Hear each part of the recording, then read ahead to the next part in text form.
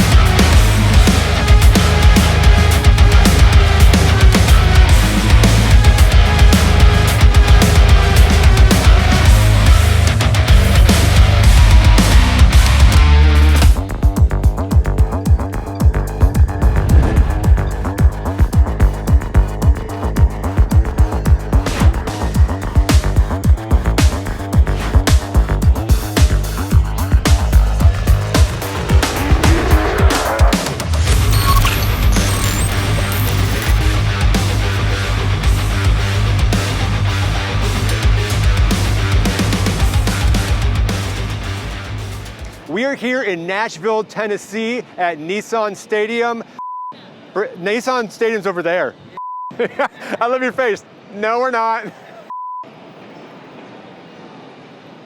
We are in Nashville, Tennessee at Bridgestone Arena, right off of Broadway Street. Come here with me. We've got the Ryman, we've got Tootsie's, the heart of country music, and we're here to rock with Pantera.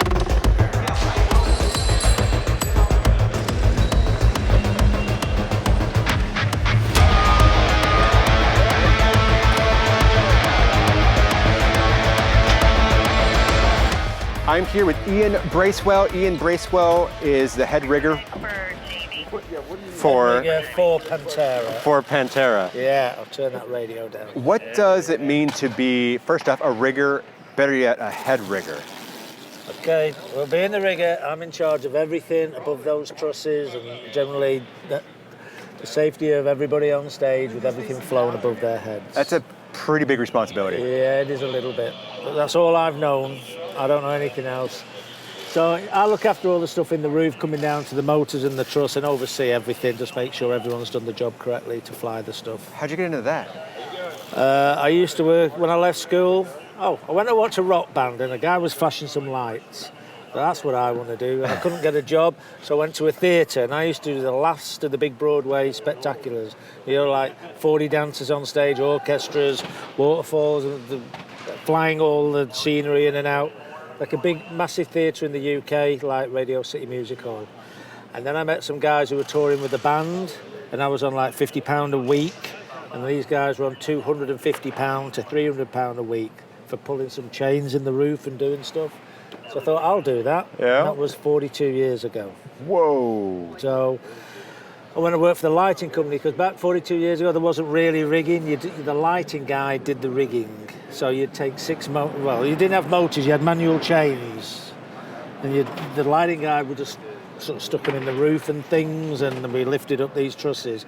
We had like 6 manual chain blocks, then we went to like 6 motors, 8 motors, 10 motors, 12 motors. 24 motors was a huge show. This is about 66, I think, I don't know. Oh. And this is pretty medium. Oof. This isn't huge. So I went from lighting, the lighting guy always did the rigging, and then it just went on just to rigging, it got bigger and bigger. Wow. So that's what I did. Okay. So as a rigger, I've done some rigging stuff before. You've got different types of riggers. You've got head rigger, you've got an up rigger, you've got a down rigger, you've got all this stuff going on. Rigging assistants, number 2s. So head rigging, I mean, this is about the limit. I had one rigger goes out with 60, maybe 70 points. That's it. Then I'll need a number 2, because it's so difficult keeping everybody under control and keeping all the boxes in the right places, the right motors going the right places, and the guys are working right, and then getting rid of all the cases. I need a number 2. Okay. But I'm just doing it with one at the minute. Okay. Now, points. You usually draw some stuff on the floor for that. Can you show it? Can we see one of the points and explain kind of what that Let's see if there's any means? left. Let's go and see. In fact, tell you what, I'm going to steal their chalk. Let's do it here. Okay. So you do that. Okay, that's a 1 ton point. And then you have a 2 ton point. That's 2 ton. And then you have a ½ ton point. And then that's a half. And then you sometimes do, I don't know, that. Maybe that's a video point. So there's all the points, different types of points, and there's fall arresters. Or symbols, like if I want the point here and we can't do it, what we can do is to kind of move it a foot and you do a little asterisk and a little arrow that it's moving over to there. So they're the general points. So to explain to people a little bit about rigging, all this stuff needs to go up in the air. There are people who literally climb up there like monkeys and go and hang it. So that's the way of communicating. He can communicate to them what to hang and literally where to drop the chain for this and the line for this. Am I correct? Yeah, because the motor must go in this spot. Sometimes I can change the motor, that's why I'm here. If we can't get the motor here, I know it can go that way. It cannot go that way. If it goes the other way, it'll hit the next P, it'll hit the PA, or it'll hit the video wall. So that can go that way. That one we can say can go that way, but it can't go that way, or it can come a bit this. I'm the one who can decide where we can change things to make everyone's life a little bit easier, but we try and get it all on the same points. Well, I feel like you probably have one of the most important roles here because people's lives are, and you see all the videos all the time of just stuff, when it's bad, it's bad. I mean, the way like people like Rocky Paulson stage rigging, they invented rigging with the basket and the way to do it. I mean, I can't show you everything. I've been doing it 42 years and I'm still learning. But there's a procedure you do, and it's not foolproof, but it all clips, it all goes that way, and you're going to be pretty unlucky if it fails. And everything's got like 5-6 to 1 safety as well, just to cover, and that's registered. And then if it said it's a 5 to 1 safety, it'd probably go up to 10 times that. But we don't do that. We stick within the safe working load of the gear. So if there's like on the 1 ton, if we're talking in kilos, there's about 800 kilo on that. And then if it's more than 800, we better put it on a 2 ton. Even though we don't need it, something might happen. We've got to cover our arse all the time. Got it. Always got to cover your arse. Got it. I mean, I've done a few tours. I'm doing all right. 42 years. I've done 200 That's a long time. tours. So you've done 200 tours? Well, that's 40, yeah. But that are talking be 2 weeks around the UK, or it could be 6 weeks Europe, or it could be like a year around the world or something. So they're different. Wow. Yeah. So I've done 200 of them. That's a lot of tours. It is. What's been your favorite one so far? This one. Exactly. This one. And your least favorite one is none of them, correct? No, this is fine. Everyone's nice. It's good. It's all working. Awesome. All good. Yeah. So, awesome. What else do we want to know? What advice would you give to people who want to be in your shoes one day? They're going to start loading trucks and stuff. You've got to load trucks, be a stage and learn things and see what direction you want to go. But we've got something happening in the UK. It's a national rigging certificate. But the trouble is, anybody, my mum, if she's good at college, my mum could get a certificate if you're good at paperwork. Back in the day, the kid who did the rigging was the kid who could climb. The lighting guy, the young kid who could climb, he became the rigger. Yep. Now it seems as long as you fill out the paperwork, you become a rigger. But you can't actually pull the point up. You're not strong enough or capable to do it. So it's a little bit.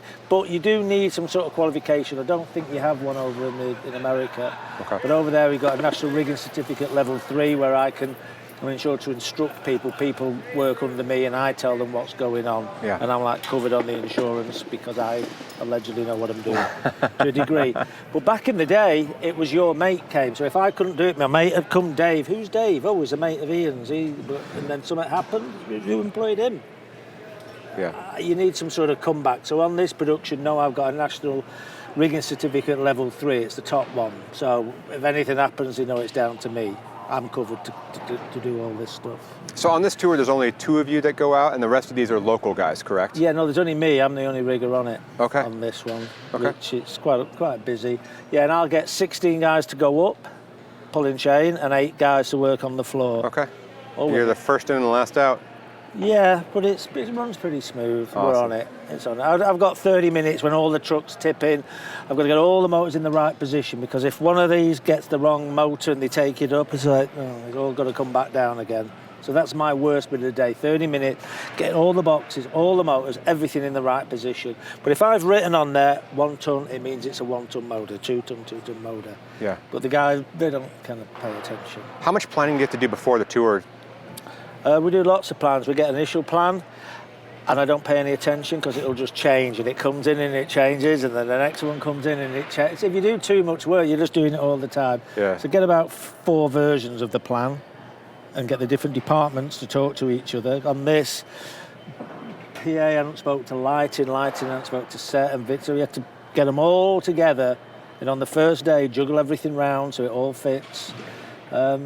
Yeah, so there was several days pre-production, just looking at plans and moving things and phoning people to make it all fit, Yeah. really. Yeah. Because nobody told anybody how wide certain trusses were, so they were hitting the audio on the sound, that the truss was wider, so it was just banging into that, so I had to move the sound out to fit the trusses in. Yeah. But once you get going, after a couple of days, you get it all sorted. Cool. So, Well, thank you so much. I appreciate you taking the time to Good. explain this to me. okay, hope it helped. Yeah. Hope it helped. All right.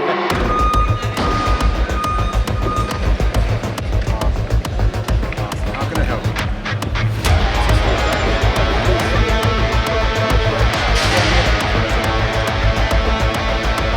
And once again, the hardest part is like the talking to like, hi. Yeah, that intro. It is weird. So you are the system tech for Pantera. Correct. What does that entitle? So basically, come in the morning, determine all the points, all the angles, make sure the weights are good, have to move stuff around if needed, depending on the building. And then once we're ready, I have 2 PA techs, Logan and Dustin. They go and they fly the PA, get it ready to go. And then I come in, help tune the rig, get it all sorted, make sure that it matches the prediction so everyone can hear equally around the venue. So how much time are you spending before the tour setting up for this?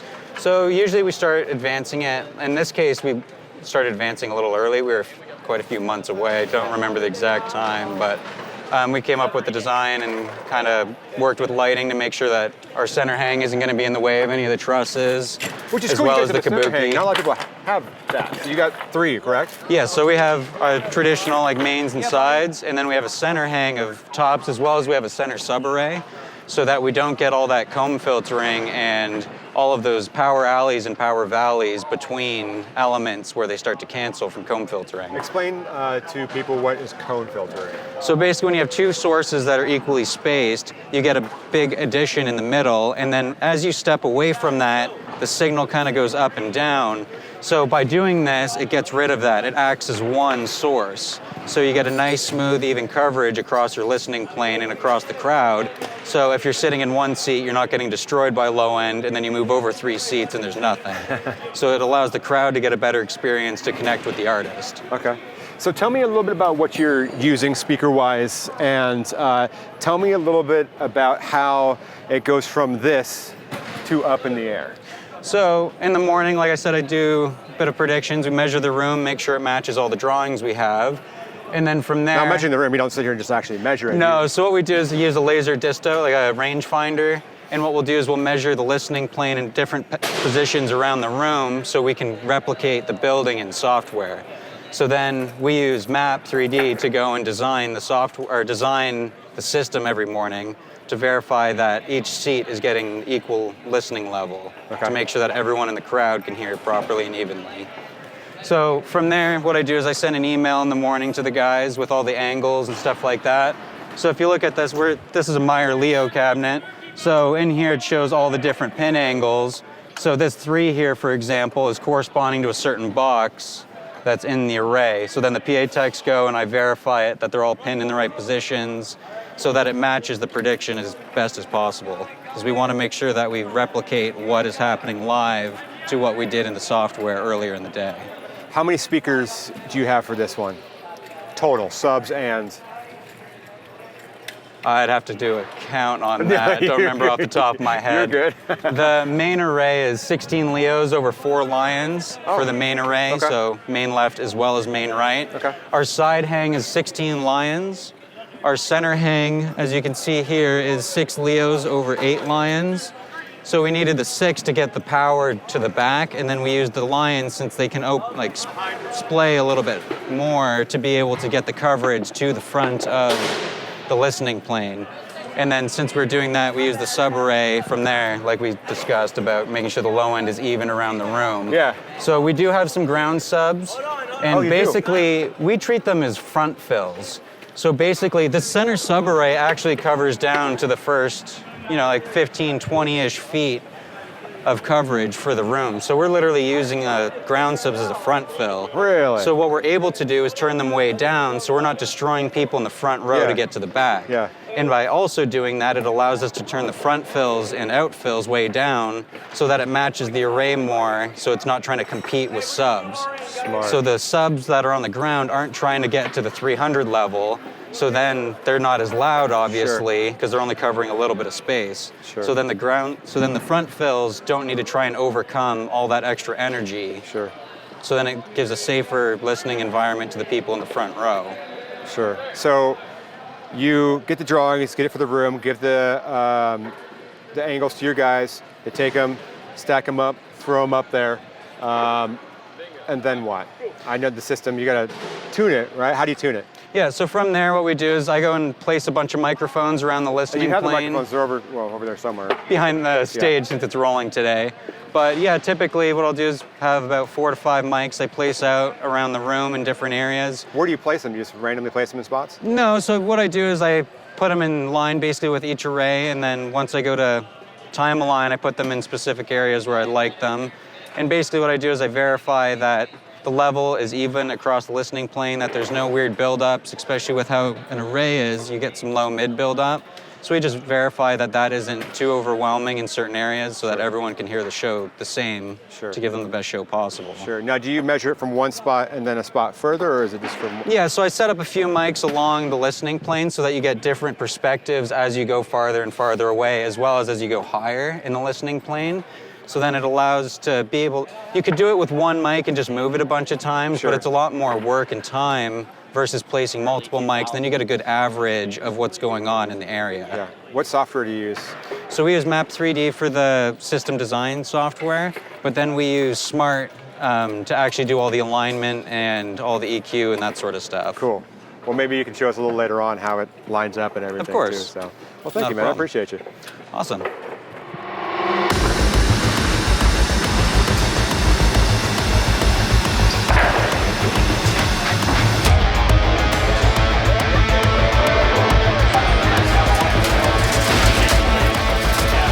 All right, we are here with Abel Vallejo. Abel is the drum tech for... Pantera. Is it just Pantera?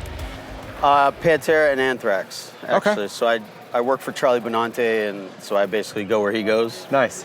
But yeah, for the last 2 years, we've been doing Pantera. Okay. So, What does it mean to be a drum tech? so what we do is, obviously we load in, and I build the kit, as you can see, and get everything clean, tuned up, right where he needs it. And basically, you want to be on point no matter who the artist is, but you want them to be able to walk in and just sit down and not have to worry about this is too far, this is too low, so it's a matter of working together and reading each other's, Yeah. what they need. It seems like there's reading each other's needs, I guess, is what Yeah. I mean. Yeah.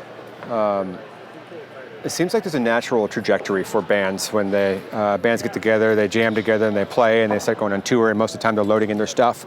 And one of the progressions is to get a drum tech that's going to really just set up and take care of everything. And then you've got into arena level like you guys are at.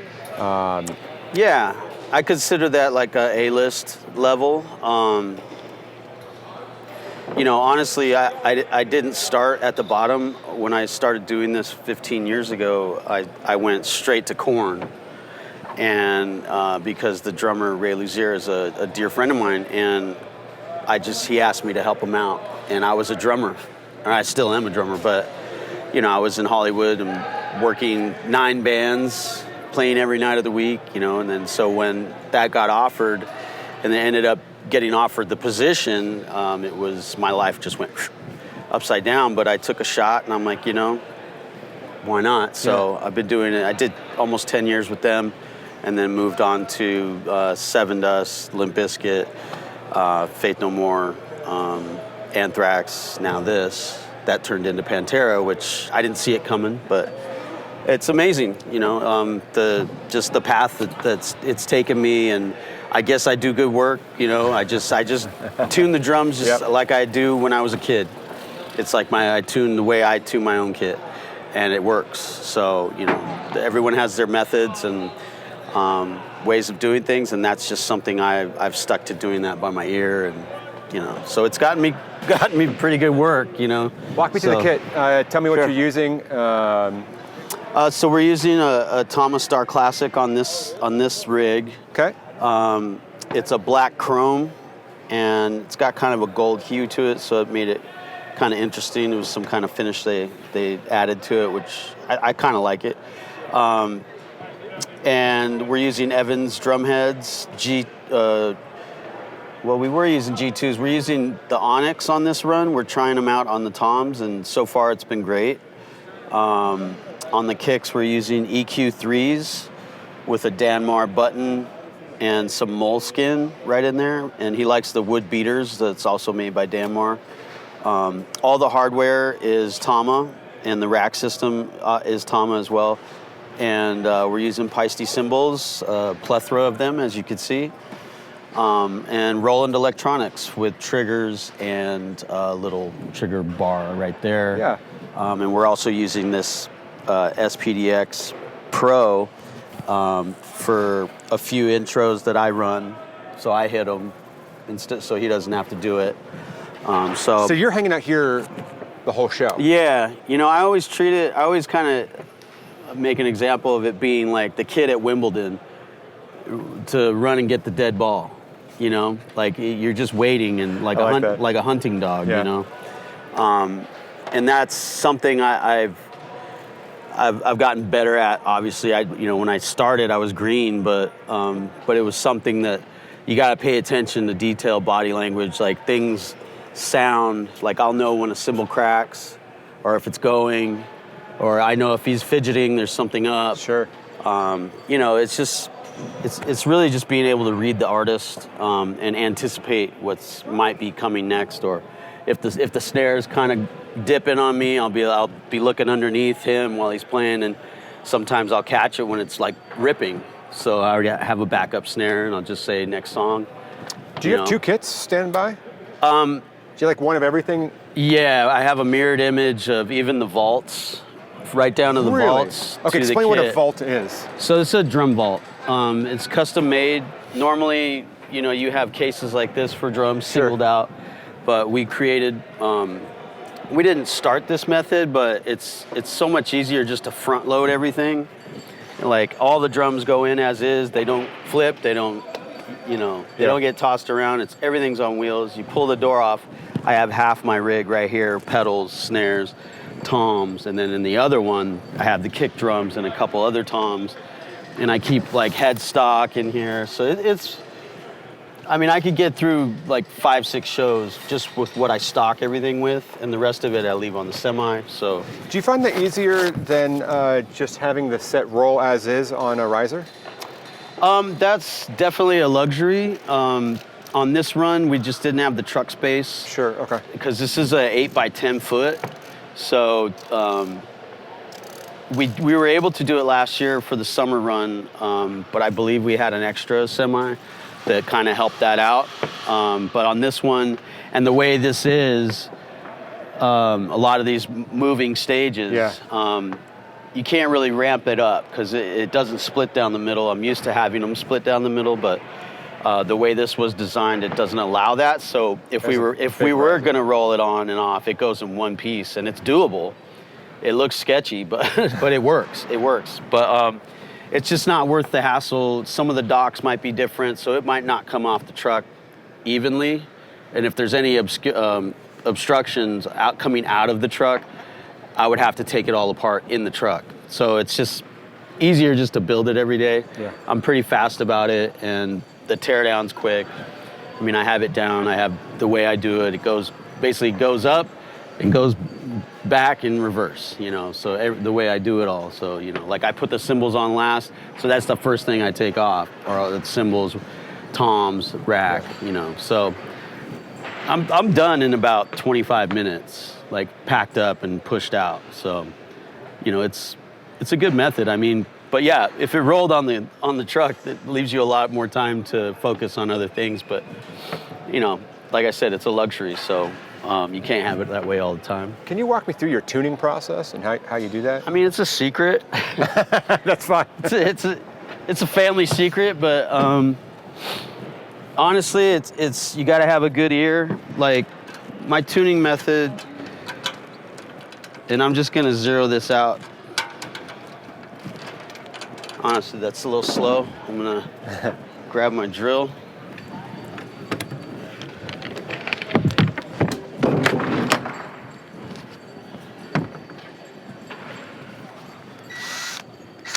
So I'll go backwards, because this was already tuned up. I try to match the show snare with the backup, so you don't want two different sounds if something goes down. Yeah.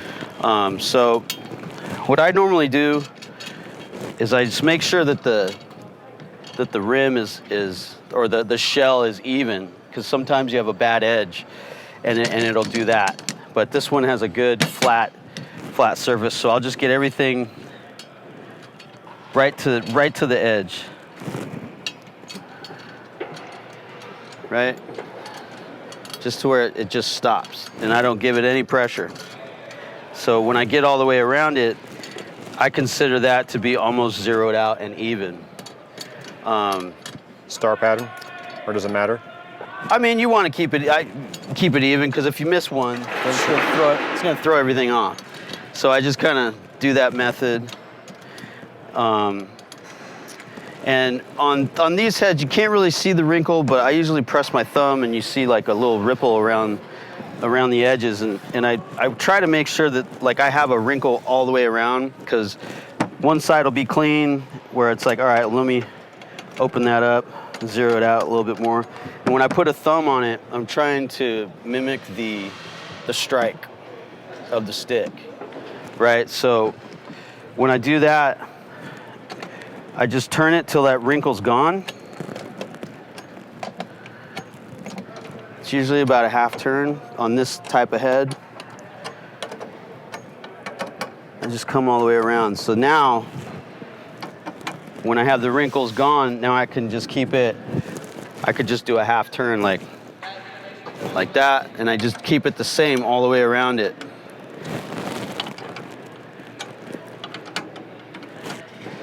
And so as it's sucking the rim down, I might have to compensate a little bit ahead on certain lugs, but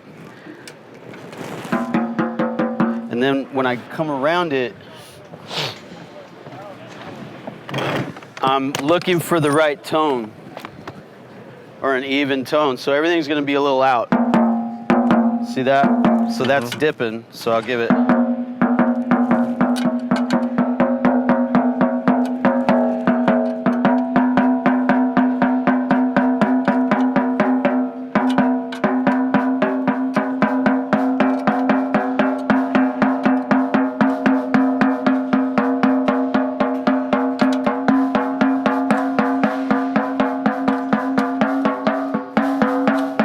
Pitch going up, right? Yeah. Charlie likes them a little bit on the tight side, because he gets a better bounce off the center. So once I have an even, I'll just take it again with the same turn all the way around, and it's basically gonna just bring it up every turn.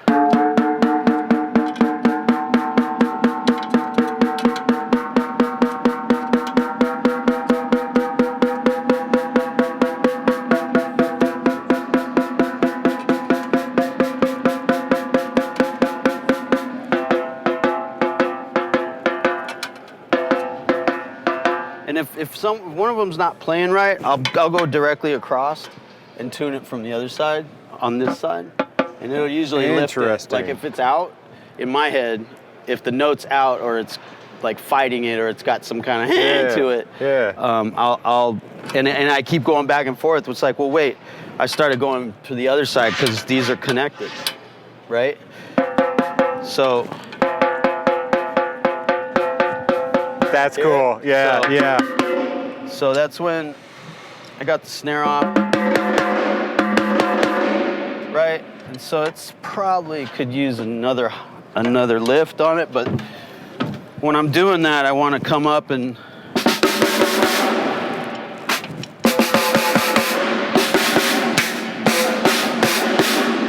so it's pretty close. It's a little older head. I think that one's a little newer today, but for a backup, it's right in the zone, right? How much does the bottom play into the snare sound? A lot. I crank it. I keep it pretty cranked because in our mix, it gives it like this kind of a shotgun blast. The way it's mixed, he likes a lot of reverb on it, and I keep it pretty tight on the bottom. I haven't really worked on this one as much, but to get the strainer off, let me grab a stick. Actually, I'd go the other way. So if I'm feeling like it's not really sounding right to me, so you could hear it out.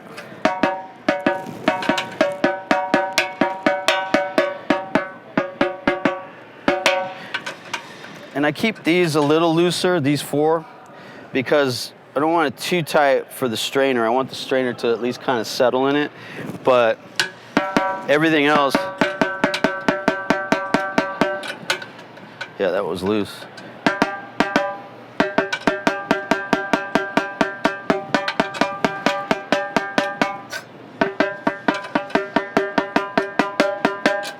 And I can't go too tight because it'll choke it. But it does make a difference when you get it even. It brightens it up, gives it the body that you want without a lot of overtone. So, yeah, and his signature snare, it's a stainless steel snare. Honestly, it works for everything. We've used it in the studio on Anthrax stuff. When we had 5, 6 snares laying around, try this one, and then we ended up going with his I think more on the last record that they just did than any other snare. There might have been a Black Beauty on there, but other than that, it's a Canon, and so that's kind of the gist of it. I like the tunings on everything else. He likes them a little tighter. The kicks are real tight. I almost said, I told him, made a joke. I was like, I'm going to take those heads off the kicks and have some day laborers lay some brick right there because it's so fucking tight. But, but he likes it the way it is, and I've grown accustomed to knowing what he needs sonically. Because normally, like with Korn and the other bands I work for, I tune almost as low as I can go for that low end because it was a lot of, down tuning stuff. Sure. And, but then going to Anthrax, it's not quite like that. So it was a different animal completely. And so I had to, kind of know what he likes, and he'll be like, it's not enough this or that. So now I got him dialed in to where I could hear it, and I know the blend, and and he walks in and he's like, and he doesn't really say much about it anymore. So it's cool, So I keep that method, that recipe down, and everybody's happy. So front of house is happy, Charlie's happy. The fans are happy. So, what do you think separates a good drum tech from a great drum tech? Just experience, years. I'm still learning. I do things the way I do them, but I'm always open for to learn more stuff about it. Obviously, there's a whole electronic world that's massive. But the cool thing about both bands is that they're not running a click. It's straight up. And I really enjoy that because there's no backing tracks, there's no bullshit. It's just like these guys show up, There might be a sample or two that's for an intro or an out, but other than that, like what you hear is what you get with both of these bands. So that's impressive because I've worked for bands that ran backing tracks and it's cool, but everybody's got to be on, and if something goes down. Yeah. It's a train wreck, but that is pretty rare for nowadays to be just going all natural. Yeah, I mean these guys are old school, so but I respect that and I appreciate it too because then you're getting the real shit. I mean, we are running a little bit of Vinny's original samples from the records through our triggers, but front of house will tell you it's like a 70-30, 70 being the live end of it and then the samples just peppered in, to where it kind of just fills that up and it sounds like Vinny, so that kind of stuff, it's all a method to the madness. And I'm no audio guy, but I get it, I get it how it works. I thought it was the other way around. I thought it was 70-30, 30 being my tuning and 70 being like that, but so it was good to know that okay, I still have it. I still know what I'm doing. But fake it till you make it, I guess. But, absolutely. But yeah, no, it's a good gig. Honestly, like I believe in myself as a A-list drum tech, and I learned from a lot of people I surrounded myself with are some of the best, and my friends too. And there's the old saying, if you want to become a winner, surround yourself with them. Yeah. And then so it's kind of that kind of deal, because I didn't know shit when I came into it. I just tuned the drums like it was my own kit, and I ended up staying with Korn by doing that. So, and then working my ass off and learning and not sitting around. But yeah, I mean, you just have to bust ass and like I said, just be open-minded to learn from people that are better than you. Sure. And there's always gonna be someone better than you, but so far I got a pretty good, sweet gig, and just keep doing what I do and try to hang on to it. Well, man, thank you so much for your time. Appreciate you, man.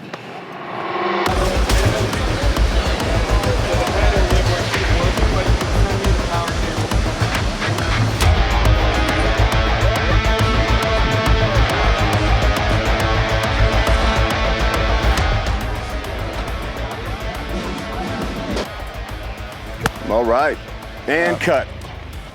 Wait, what's your name? Bobby? Bobby. Bobby what? Bobby Rock. Rut? Rock? Rock? Like rock? Like rock. That's a good name. Yeah. Landgraf is the name, but it's hard to remember, so I say Farfignugan. Farfignugan. All right, you are a bass tech. I am a bass tech. You are? Yes.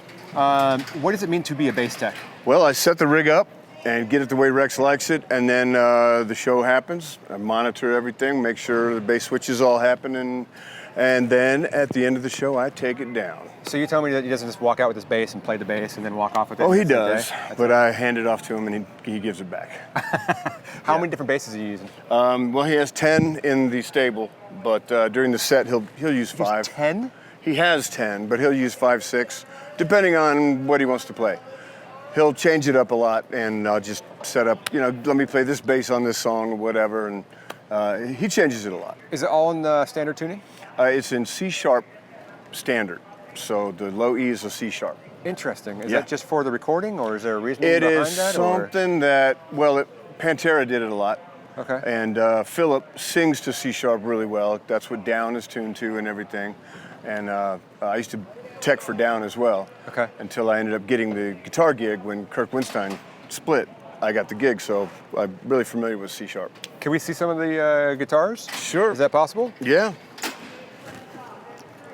Rex's main 4-string is the nice Spectre here. Okay. Mm-hmm. Beautiful. Yeah. Spectres, and his other mains are the Gibson Bird, which is out, the Signature Series Bird from Gibson, and that's that one. And then tonight he'll also be playing his Epiphone Bird, which is this one here. It's really a great instrument, and so he's got the deal with Gibson on the Thunderbirds, and then his mother favorite 5-string This is Spectre here. He calls it the Cadillac. Ooh. But it's got a lot of weight and it pushes a lot of air. That's a big bad girl right there. Ooh. So yeah. So out of this whole group, which one's your favorite? I don't know. This white one is just the best. One of the best instruments I've ever played. Guitar, bass, or whatever. It's just so beautiful and solid. I like the Birds. I like the Spectres as well. But yeah, this is my favorite in the rack. What's your trick to keeping them in tune? And staying in tune? Temperature, like we're on top of ice right now, and these decks are put on top of the ice so we can roll stuff on them. So you'll see cracks somewhere in the temperatures in the winter. Yeah. The cold will get up into the strings, make things tight, makes things go sharp. Okay. And it can mess with the necks sometimes. It's on a cold truck when it's rolling and touring. But that's it. In the winter, it goes sharp, and then in the hot summers, they'll go flat sometimes. Would you prefer heat or cold? Either one. Okay. I'm glad to be inside during the cold, but I maybe cold because the summer tours are pretty brutal. Sure. And you're out there sweating through your clothes and hats and all that. So let me ask you this. I play bass, and tell me if I'm doing this wrong. When I string it, I take the string and I loop it underneath to tighten it on there. Do you do that same, or is that a bad idea, or is that a... do whatever you want. Okay. A lot of people will tell you that it's the holy grail of ways to do it and do the loop and do the fucking thing and this and that. Sorry, I cussed. I don't care. I just loop them up and then let them line up. Okay. It's fine. They stay in tune. If you stretch, which I do, you have to stretch guitar or bass. That's my next question. Do you actually take it? Yes, you get the good stretch on them. And I don't use a drill or anything like that. I like to hand crank them because I think the winds and the strings, they'll fit into each other better and they'll just nice and smooth and slow. I like it. And yeah, I just go for 3 winds, guitar or bass. Okay. And if you do 2 winds or 1 wind, not enough. 4 and 5, it's just a waste of wasting your time. Can you walk us through some of your rack and what you got going on over here? Sure. Are you actually hitting pedals and stuff for him? Or is this... Yes, and yeah, on some things, sure. And he also has this MIDI switching system that he has up on deck. Okay. So what we got is the radial, the JX44. That's all my inputs and outputs, so I can monitor that through here. And it's just basically the operator switching system. Well, not switching system, but it's the plumbing. All the plumbing goes through here. I like the plumbing. And it's all plumbing. Yeah. We talk about cables. If That's a great analogy. If you think of signal flow as water, it's plumbing. Yep. And you got the water going out of here into here and through here, and all these things color the water. And Yeah. I love that analogy. Yeah, that was the thing I talked about a lot when I still do. I mix and do sound, and I just consider it like flow. And if you think of it like water, and you're coloring the water and throwing it or heating it up, or cooling it down. And it's just my analogies that I use for myself. This here's the switching system here, the RJM. That's new for this tour. We just got it in. And Rex can put as many pedals as he wants through it. This one will take 12 to 16. And you can just switch like that. And if he walks away from the pedals and something happens on stage, I can shut them on and off from here myself.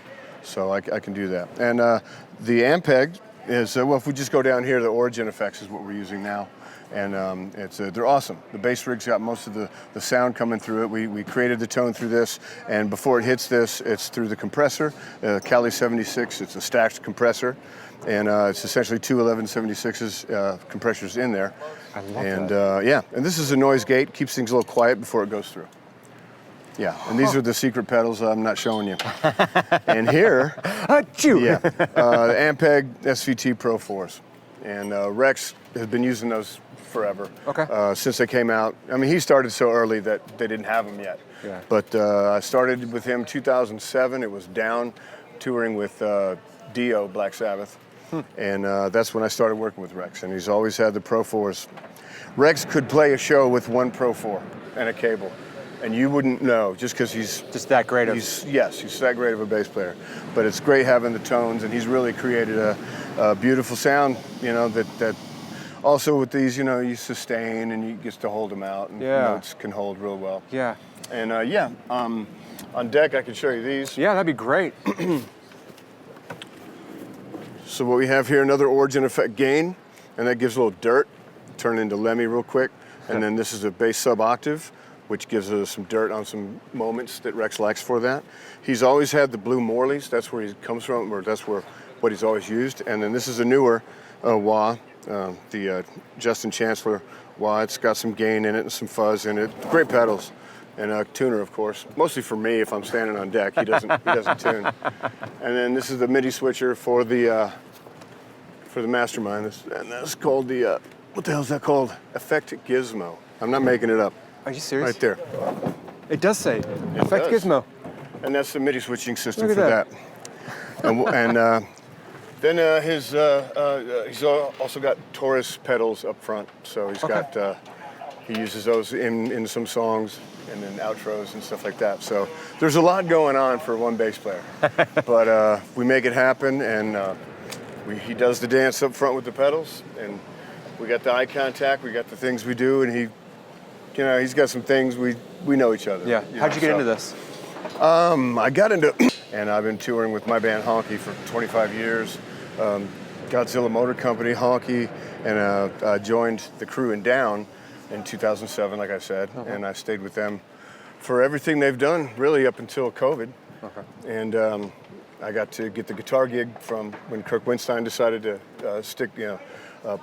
put effort into Crowbar, which is so great because look how great Crowbar is. Yeah. And so I got the gig then, and then COVID happened and things, and people change their minds and switch around, and Kirk got the gig. It's his gig. Yeah. It's like KK Downing getting back into Priest or something. It's like, well, yeah. You know what I mean? So they're working on new material right now, which we got to hear at rehearsals. So they're slamming, they're moving and grooving. Awesome. But I've been teching on and off. I don't know. I think '93 was my first bus ride. I was working for a guy named Ian Moore on a ZZ Top tour. So I got out, got to do that. And Dusty Hill, his bass tech, his appendix blew up in Leipzig, Germany. So then I got the gig doing Dusty Hill's basses on that ZZ Top tour, the Europe part. So that was really exciting too. Yeah. So I got to jump into that. I've worked for a lot of folks. Billy Gibbons on his own solo stuff. He does a jungle show in Austin. He does with Jimmy Vaughn, Charlie Sexton, Los Lonely Boys, Ted Nugent. I don't know. Los Lonely Boys is a super underrated Oh, they're band. great.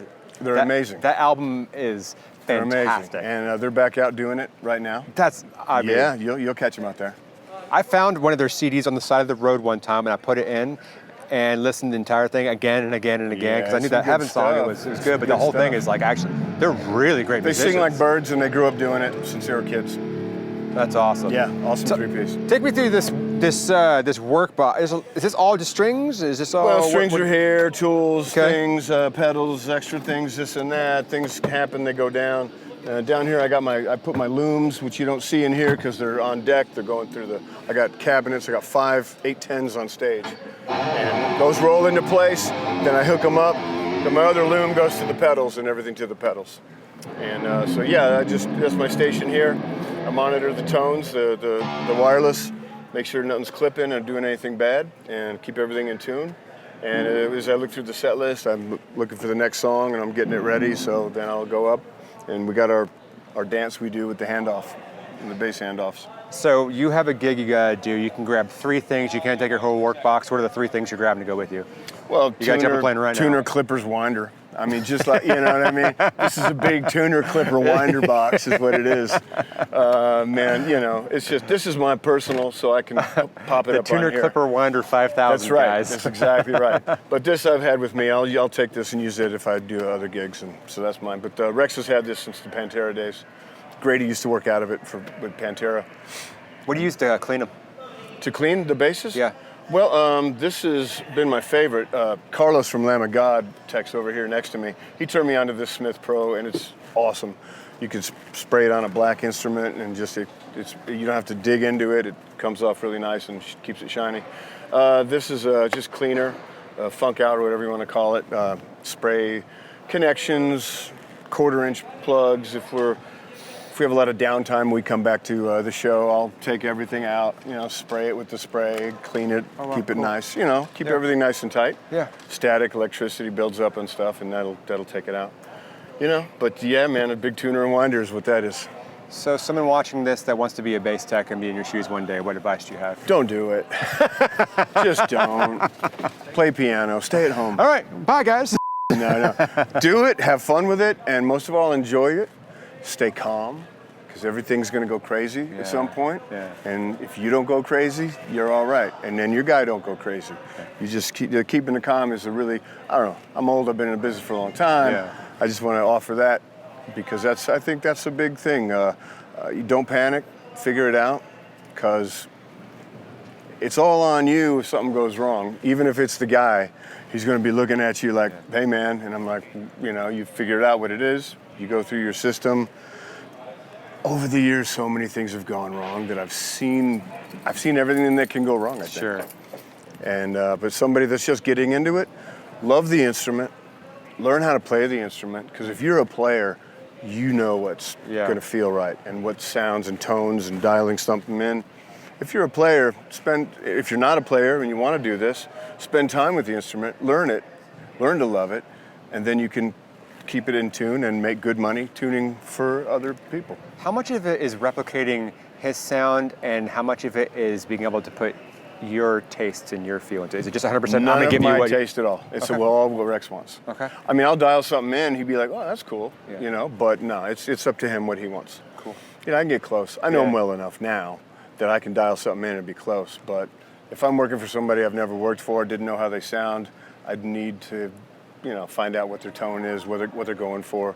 Clean tone, dirty tone, lead tone, bass. Rex has all those with his bass as well. Rex has a lot going on. He's that good of a bass player to Oh, know yeah. if something's a little bit. Oh man, yeah. And wireless will give you issues, but you keep everything clean, and sometimes it's just a dirty cable, but it'll piss you off and it'll mess up a song, and you'll be looking for it. But Well, I appreciate you so much. I'm glad to. Thank you so much. All right. Remember, guys, if you want to do this, don't do it. don't do it. Don't do it. You don't want it. Thanks for your you, man. time. I All right, appreciate you. right on y'all. This video is brought to you by Guitar Center Professional. I know you've heard of Guitar Center. GC Pro is nationwide with professional pricing. Hit these guys up, link in bio.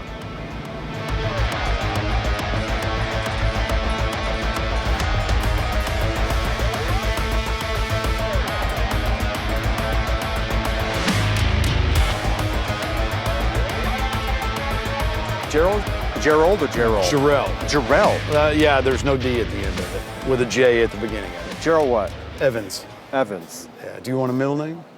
What's your last four and your mother's maiden name? So you run monitors for this, I think I've heard of them before, this band called Pantera? Pantera. I think that they may have a future. They might. They might. I think even now. Maybe. So. So what got you into doing monitors?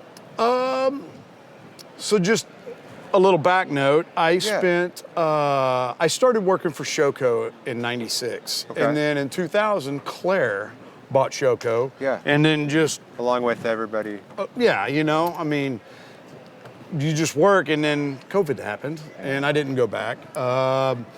It just seemed like there was a lot of money to be made because there were so many people that did not come back to this industry. Yeah. And Eddie called me and said, "Hey, I know you're a systems guy, but would you want to mix monitors for Pantera?" So you were system first. Oh, yeah. Well, I mixed monitors when I was with Claire, and then there was a shortage of systems guys. Yeah. Which I was also a systems guy at Shoko. And then so they brought me back in around, I want to say it was 2008, and just did systems work up until COVID. And on occasion mixed.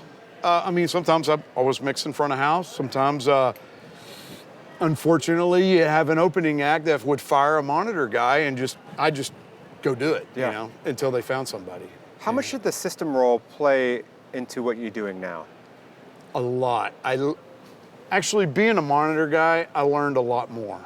When I first started doing monitors, when I was with Shoko, they asked me, "Can you do monitors?" I'm like, I think so. I mean, I know the whole, I've done it in clubs, but, I said I could probably make it happen. Okay. So I did it. And being a monitor guy for bigger bands, it wasn't about, with wedges, it wasn't about making it sound good. It was about how loud you can get it before feedback. And then when I started doing the in-ear thing, it started to get a little better. People were like, kind of want to make it sound like a studio, but you know, with me on top of everything, you know. So it was just like, you know, everybody's mix was different, but it still sounded a lot better than mixing wedges. I mean, you weren't blowing your ears out. Yeah. So, but I feel like being the monitor guy made me a better front of house guy. And when I started doing the systems work, the new Smart started coming around, and I got to see a lot of how that worked. Actually, I was on tour with Eddie, and Jamie came out from Rational Acoustics and kind of gave both of us a crash course on it one afternoon coming back from Australia. Before Smart, what did you do before Smart? I mean, Well, how did there you, was without Smart. seeing it, There I was mean, how do Smart, you- but it was 5.4, so you couldn't move a mic in real time and see it change. Yeah, You yeah, know, but I yeah. mean, aside from all of that, you know, the Smart 7, I liked it a lot better. I mean, you could still capture stuff and change stuff, but I mean, that was the whole advent of that transition period was when I started doing systems work. So I started just taking all these tools, and not for anything, it's just a tool. I still use my ears because I'm still hearing something I don't like. Sure, And sure. I'll find it. And that's what I, you know, still do that. Sure. So, I've seen that with, not to get too much in the system side, but I have noticed that there's some people that are diehard, like I'm just going to listen to it, and some people that they want to see it on a screen. They're going to be just pink noise, and they're just going to see that. Do you have a preference of which one you? no, I or you just use do both of them, but I mean, my ears are the final say. Sure. You know, what I hear, you know, and I've stepped all the way across an arena if I'm in arena and see if I'm hearing the same thing or if it's just in one spot. Yeah.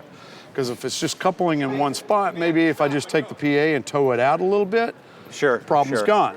I mean, even like 3 degrees out, it's Yeah. not going to affect where I'm at. Yeah. But it will Yeah. with that frequency that I'm hearing if it's coupling in the wrong spot. So little things that I learned, but doing in-ears, it's really cool hearing everybody's mix, what they want to hear, and then everybody's just, you know, rocking it, and everybody's on autopilot, and it's like, all right, cool. You know, as long as all the frequencies are working, we're not going to have any issues. Yep. And it's happened, you know. So are you guys on ears or wedges or both? Both. Okay. For Rex, Rex has 3 wedges in front of him. He's got a little bit in it. I mean, it's not a lot. Okay. Compared to where we started. And then we only use the side fill subs for us. Oh, okay. So there's just a little kick drum and a little bass just to fill in what's going on up there up top. Okay. So every day it's time aligned to the same spot, so the guys it gets a nice, they feel it on stage, you know. It's especially in here with the hollow stage. Yeah. And they can feel it, and they like it. Yeah. So. Well, tell me a little about what you're using. So I'm using the Heritage HD96, and I really like it. It sounds very nice.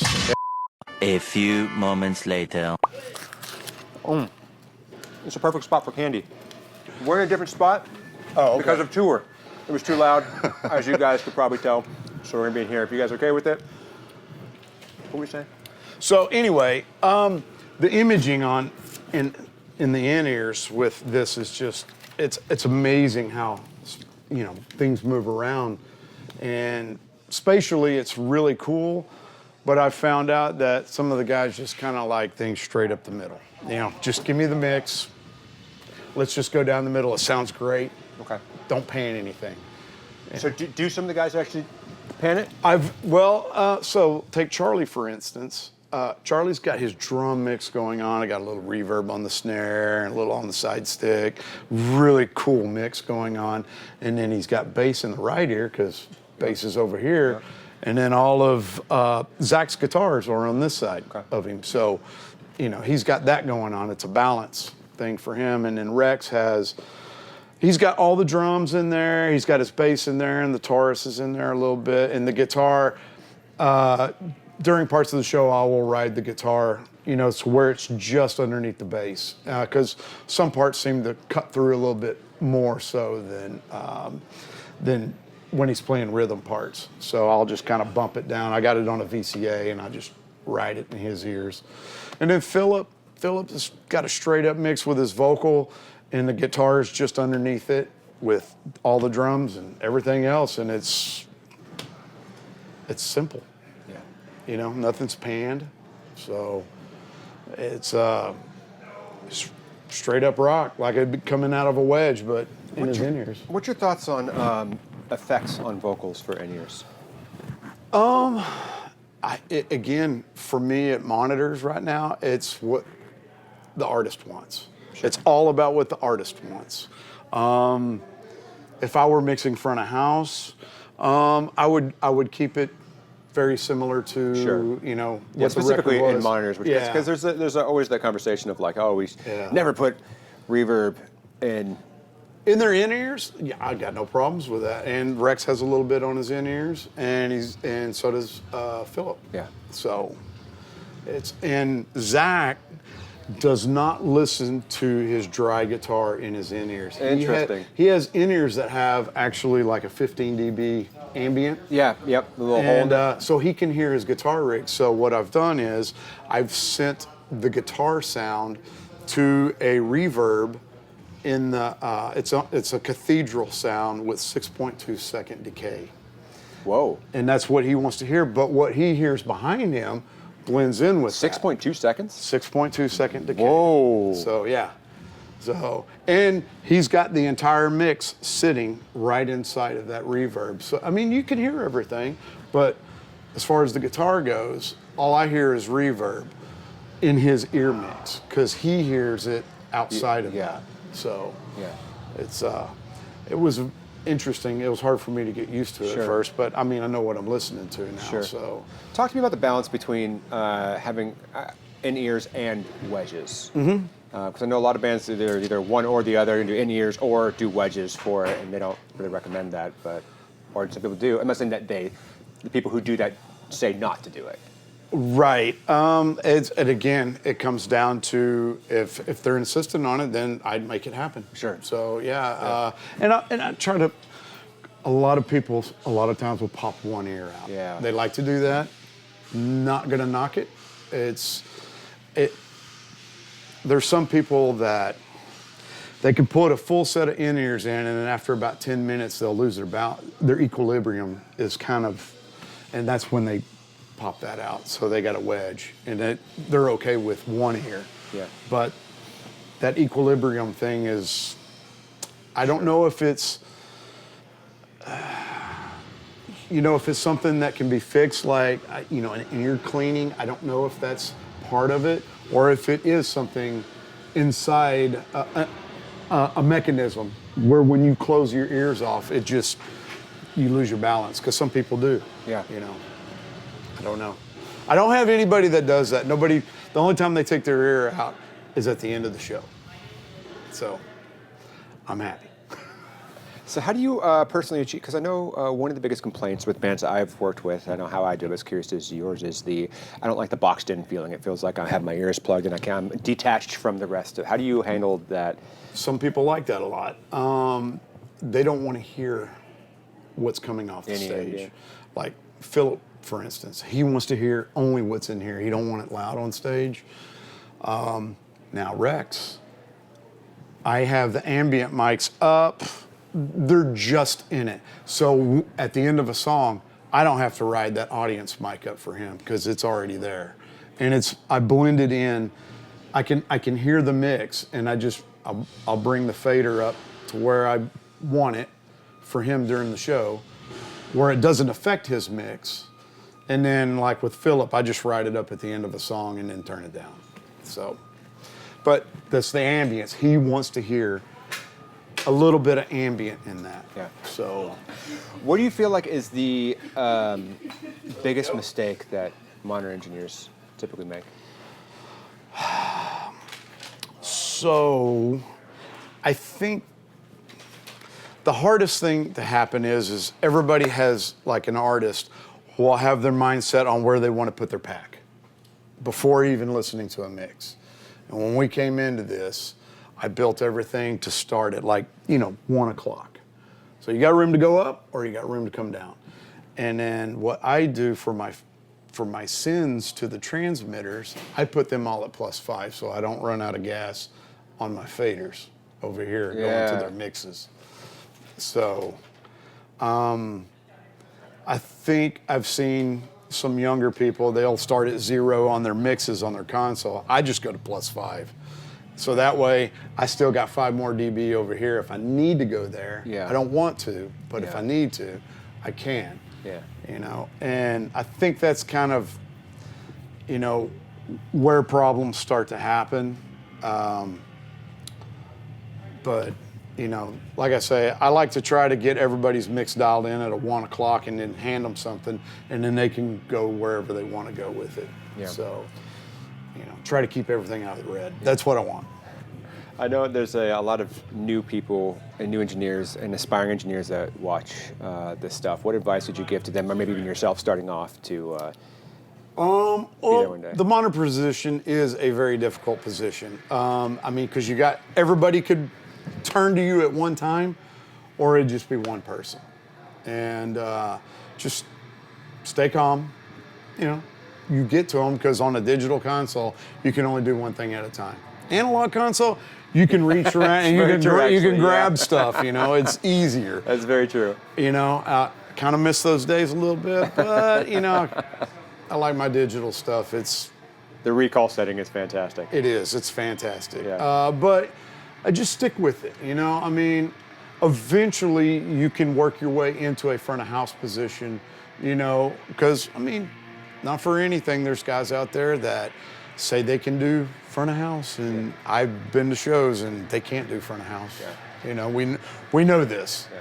Well, the first band sounded better than the second band, you know? And then when the headline comes on, it's like, awesome. So, you know, something happens there, but not always. So just stick with it, you know? Find an old guy. You know, find an old guy that's been doing monitors for a long time. If you're doing monitors, man, 9 times out of 10, they're getting ready to retire, and they will tell you, they will help you. I help people all the time. So, you know, 2 more years, You're done? Well, all right, guys, you got it. Go find maybe another on the show. road, maybe on the road. I don't know. You're almost there. You know, Mark your calendars, guys. You know, but you know, sometimes money talks, you know. But yeah, just stick it out. I mean, it's an important job. It really is, you know. And the guys, man, I have the guys on stage that play this show, they are absolutely the best. They're all cool. And there has been a time, you know, a guitar amp will go down, and we're using both guitar amps, and they look at me and I'm like, hang on, we're switching heads, you know? Yeah. And then when it comes back in, you know, it's like, oh, okay. Do you have a talk back for them? I do. Okay. I have talkback. We had a couple of talkbacks last year, but I decided not to put those out, you know. So the band doesn't do any talkbacks either? Not during the show. They won't talk to me at all. They'll look at me and they'll point at somebody and, you know. And maybe Rex, a middle finger or something? Well, Rex, I kind of mix through the whole show. I know parts of the show where the guitars they're gonna stick out a little more than what they normally would during the rhythm section, and I'll bump it down or ride it up a little bit. But, you know, and sometimes he uses a Fender that doesn't have active pickups in it, and I'll bump that up in his ear mix, you know, so, and it works out, you know? So it doesn't have quite the level as the Spectres. Sure. So. Sure. Well, man, I appreciate you. Thank you so much for taking the time to chat. It's awesome, man. You're awesome. Thank you.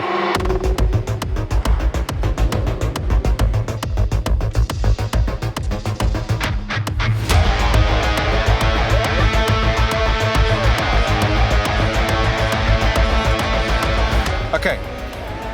There's 2 consoles here. There's an HD 96 here and an HD 96 here. Yep.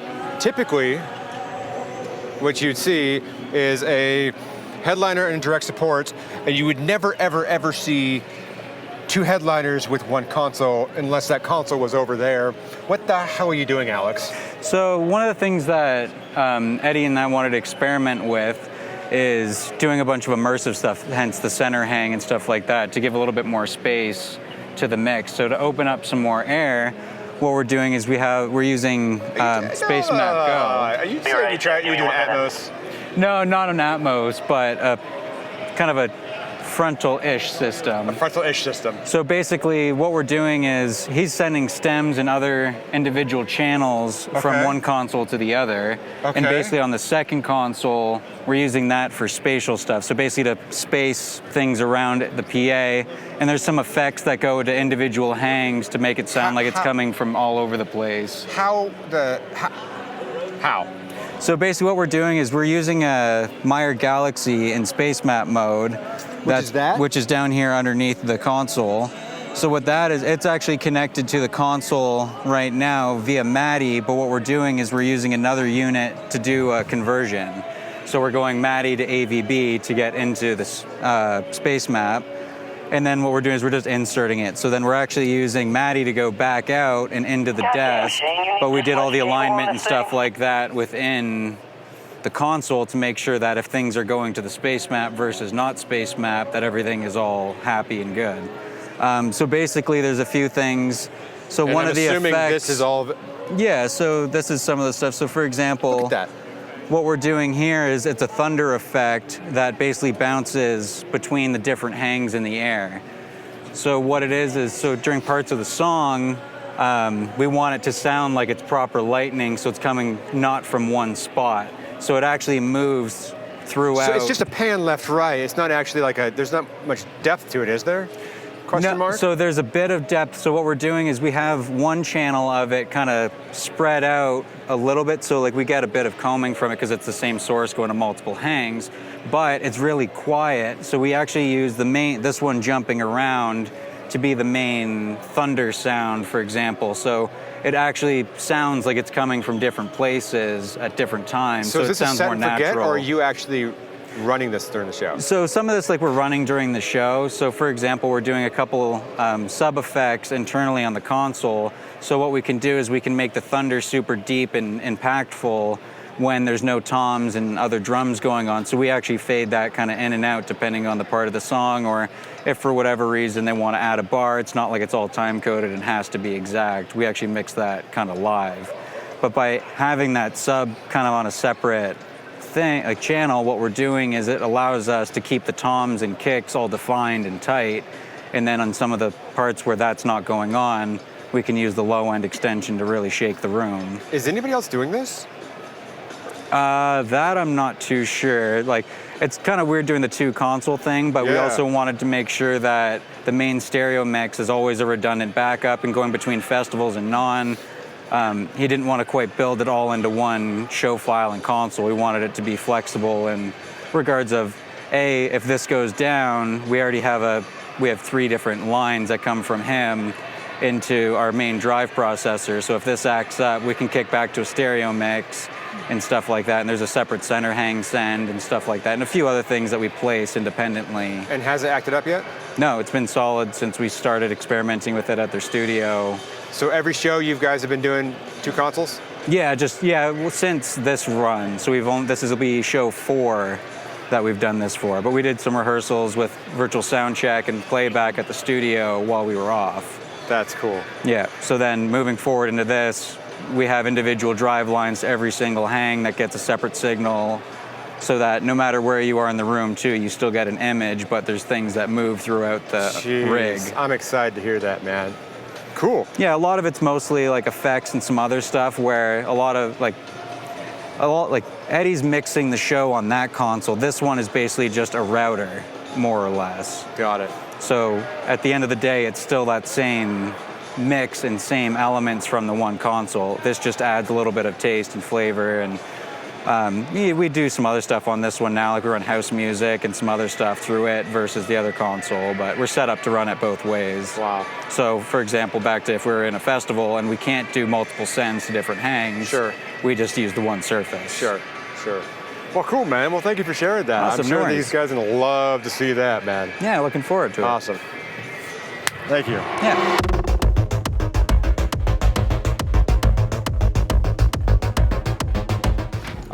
Do you want to go by Big T, or you want me to just Well, my name is Terrell Tate. They call me Big T. So whatever you feel comfortable with. Well, so I think that you probably have one of the most important roles on tour. You you do security.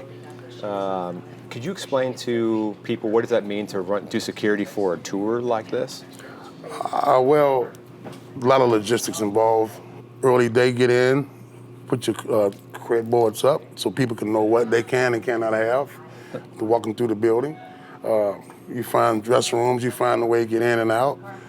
The nearest exit, bathrooms. Same as you going into your house. You just got to treat this as is your home and your backyard. So you don't want nobody coming into your house. If they do, you won't know how to get out and protect it. So there's a lot of moving parts. There's a lot of production. People need credentials to get certain places, and I'm the one to make sure I get them the right credentials, and they have on the right credentials. And you should try to treat everybody the same, you know. There's always somebody who want to have a different pass, and always somebody trying to sneak through here and manipulate the system. So that's why a lot of your credentials have numbers on them, put their photos on them, and their names. That way if someone be disrespectful to a local individual who's working, you just get their name off their pass and we deal with them accordingly. But you gotta ask me a few more questions, that way I can answer I think it's kind of incredible, honestly, how many different positions there are to be on tour. There's obviously the major player roles of, you know, there's a band, there's the tech for it, there's the front of house guy, there's the monitor guy, but I think you're kind of one of the other unsung heroes with this, and you're kind of the gatekeeper for all things. Yeah, well, thank you, because it's funny you said that, because I'm not just here for the band, I'm here for you, yourself, and your crew. Truck drivers, bus drivers. Those guys have people bother them as well, you know, make sure nobody gets bothered and people can better go and do their work the way they need to go back and forth. So what got you into doing this, doing security? How'd you get into all of a sudden sitting back here with Pantera? Well, I used to work in a club in Jackson Beach, Florida. Okay. And, Fred Durst from Limp Bizkit came into the club and saw me working in the VIP section, and he said, yo, come and hang out with me at the after party later on. I want to take you on the road with me. I was like, who the is Fred Durst? And I didn't know who he was. You didn't know who Fred Durst was? I heard the music, but I didn't know who he was. When was this? It was 1999, 2000. Like right in his... Jackson Beach, Florida, yeah. So I didn't know who he was, so I went back to the after party and hung out, and then he's like, let's go on the road with me. He already had his own security, but he just needed somebody else, and I guess he liked the way I handled myself and the way I took care. I'm not here to hurt people and beat up people. I don't like those asshole bodyguards who does those things. Because sometimes kids will get on the stage on the dare, so you're like, okay, well, they just hand them off. I might even let them go back into the audience. All depends. But 9 times out of 10, they on stage. They're not trying to hurt anyone, so you don't want to be that person to try to hurt them, because it's not cool to push your weight around and be a bully and one of those assholes. So. I'm not like that, so. What is one of the craziest things you've seen in your time? Oh, wow. I don't know what it's gonna air on, but I've seen a lot of crazy That's something I really had to think about, because there's a lot of things that I've seen. I've seen people hide in bathrooms and closets of hotels, under the bed. People from hotels may pay somebody, let them get in the room, and I take the artist in the room, there's somebody in the closet. Or there's females in the closets or under the bed, no clothes on. It's interesting because there's so many, I don't think there's one fits all for everything. There's so many different things that can happen and that could happen that you have to be aware of, and I don't think anybody can just step into this position and know, I can run security for a tour like this. Nah, you're just not gonna just step in here and do this. And there's stuff that you probably have only experienced because you've experienced that, you know how to handle the situations. For people that are watching this and want to be in your position one day, like, man, I've done security before, or I'm a former law, how do they get to be in your position? I'll say you start out in like a Warped Tour and get in that barricade and start grabbing the crowd surface and understanding how to pull them out without them getting hurt. And the whole key is for us to make sure that your nephew, your daughter, your niece come to the show and go back home unscathed and had a good time. So that's why we put tape in between the joints of the barricade, so you don't pinch your arm on it and pull your hair on it. That's why we do those small things. That's why we put different color tapes at the end of bike rack so you don't go past and cut your leg open. There's a lot of small tangibles and intangibles to this, so for people to be more safety. And I mean, you have to start at the very bottom, work on the gate for 5 or 6 hours. Yeah. And What do you think is one of the biggest mistakes you see security people doing? the biggest mistake, taking advantage of the artist's success and using it for their gain. There's some guys out there who sell passes. There's people out there who charge people to go in the meet and greet, and then they don't get in the meet and greet. There's a lot of shady shit out there that a lot of security guys do that people don't know anything about. And you can't be trusted. So when those guys can't be trusted, that's why they're not in certain positions that I am. I mean, I've seen a lot of guys escort 20 and 30 people in the club or the venue and have a pocket full of cash, and they just there. And then those people start problems inside, and like, how do these people get in here? Yeah. And he act like he don't know. Yeah. Those type things, man. So it's there. One of the biggest things that you're not supposed to do is take a picture and post of credentials. Explain to why that's so important of not posting that. Well, the reason you shouldn't be taking pictures with your credentials on, because if I see the picture, well, where we have the social medias these days is I can Photoshop that cred board and that pass and go to Kinko's and make copies, and I can go sell them in the parking lot for $80, and the person who bought the pass can't get in because it's not legit. So they're ripping people off out in the parking lot. So that's where it starts at. So it's good to keep your credentials away from photos. It's very hard to do it as well. Yeah. Because a lot of people. Well, you're not doing this to be a dick to people. There's safeguards you have to really keep people safe, and not just the artist safe, but the Correct.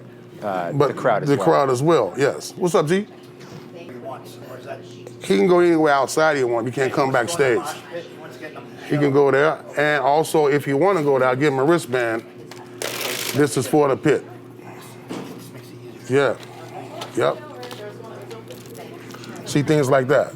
So, exactly what you just said. So, there's a lot of these. I can go out there and sell all of these right now, right? Make me about $2,000, $3,000. Nobody would know it. Yeah. I can go get some more. And then I do it each city.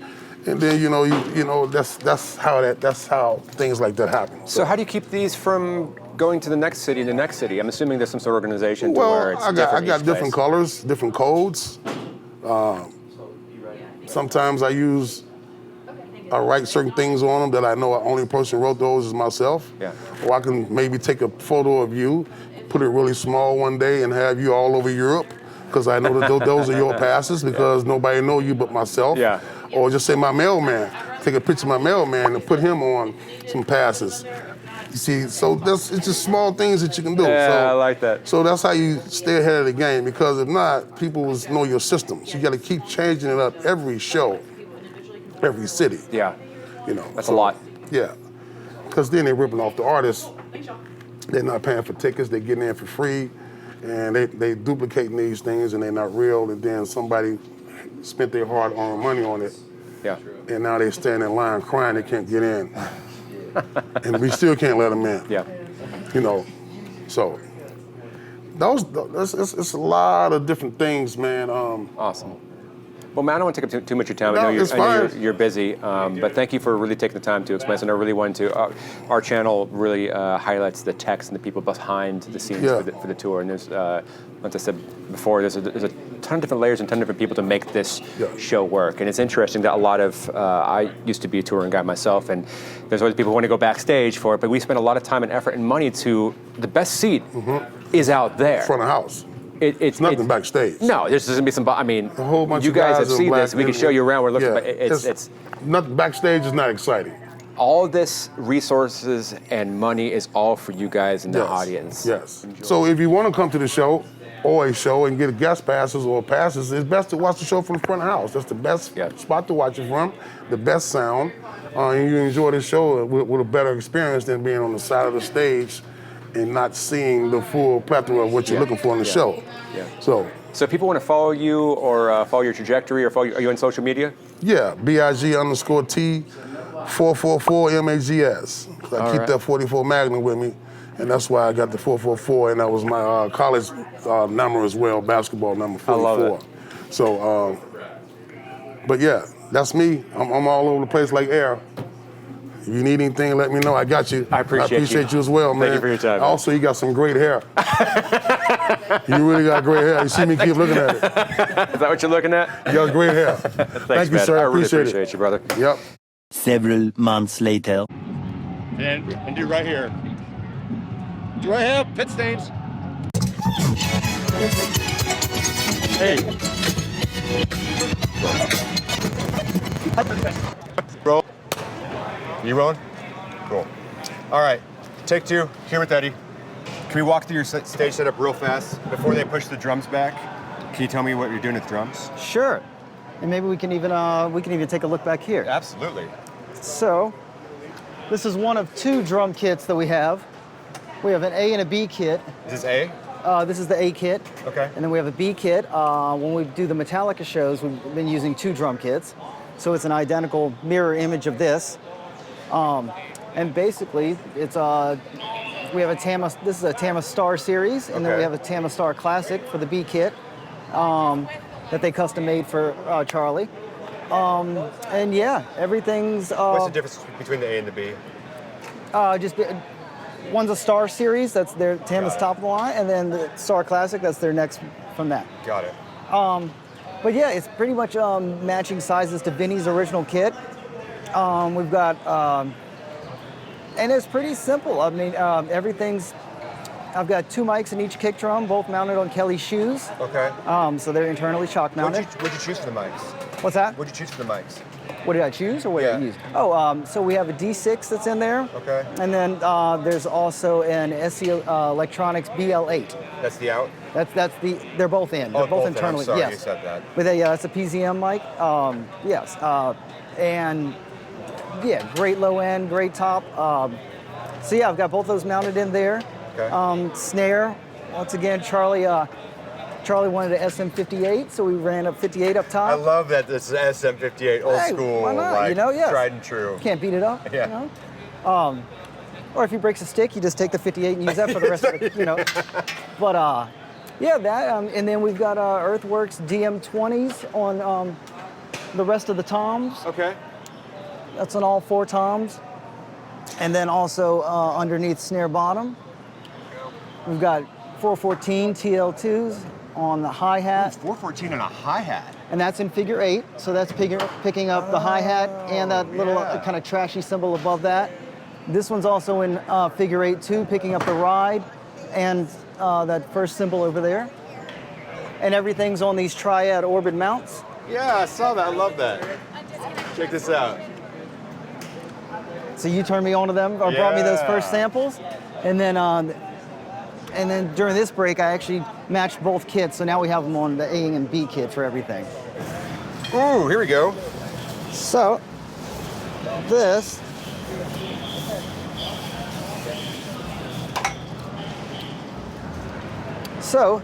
is new stuff that we've done. We have an SPDS Pro, and Abel triggers a couple things. When they play floods, there's some thunder effects and stuff like that.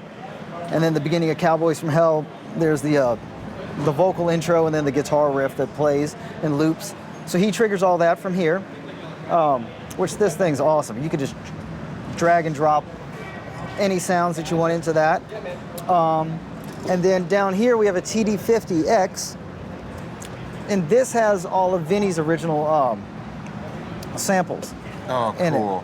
Yeah, they allowed us to use those out here. So Charlie's been he's got two different kits in there that he switches between.